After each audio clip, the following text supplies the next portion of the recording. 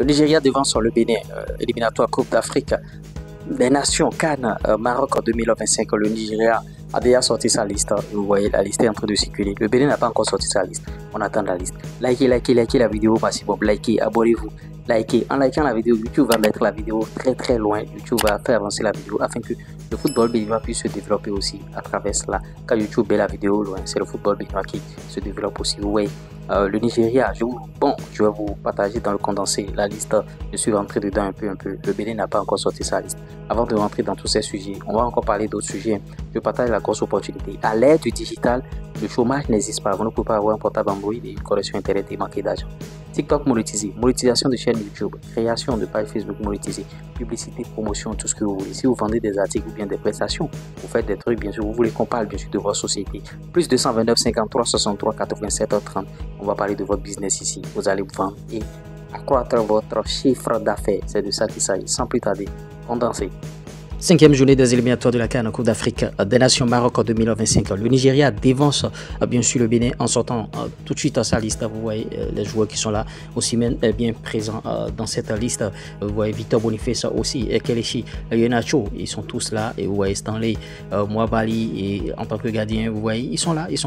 En tout cas Gabriel Ocho, tout le monde, Victor Collins, Alès Iwobi. Je suis en train de lire la liste pêle-mêle. Vous voyez Raphaël Onioka, vous voyez beaucoup. Ademola Lookman, le fameux Ademola et Samuel Chukwueze, et ils sont là. Moses Simon et en tout cas leur attaque de feu Oumar Sadik, et vous voyez. Et bon, depuis Game of Thrones n'a pas encore sorti la liste, et bon, donc se pose la question de savoir à quelle heure il va sortir la liste, quand est-ce qu'il va sortir la liste. Même des publications sont en train de fuser sur Facebook comme quoi la liste sort quand. Vous voyez, tout le monde est en train de sortir la liste, même la Libye, tout le monde, et le Bénin n'a pas encore sorti sa liste. Parlant de liste, bien sûr, Mariano Arangbo et son club Soliman ont reçu la convocation du joueur. Ça veut dire que Mariano Arangbo est d'office dans cette liste de Game of Thrones. Il y a aussi Ryan Adigo, le fils de Adigo Cristiano Dinalo. On a partagé dans nos news hier, il est convoqué aussi.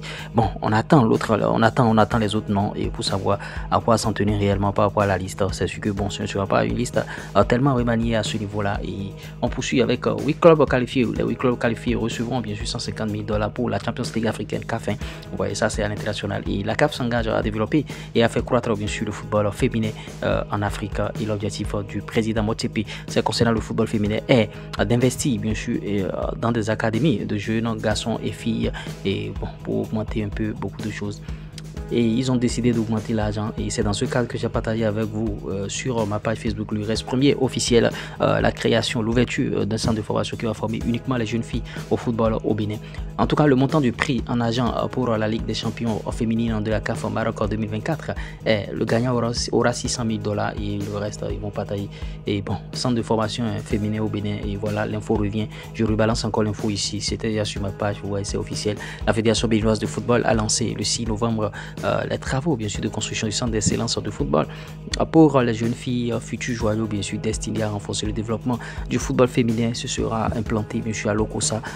Ce lancement a été effectué en présence du président de la Fédération béninoise de football, monsieur Batuné de Chacus, et d'autres membres bien sûr de l'institution, à l'image bien sûr de la présidente de la commission du football féminin, madame Chantal Ahi. Et vous voyez, en tout cas, cette nouvelle infrastructure complétera celle de Misrete et de Ndali, déjà consacrée au football masculin.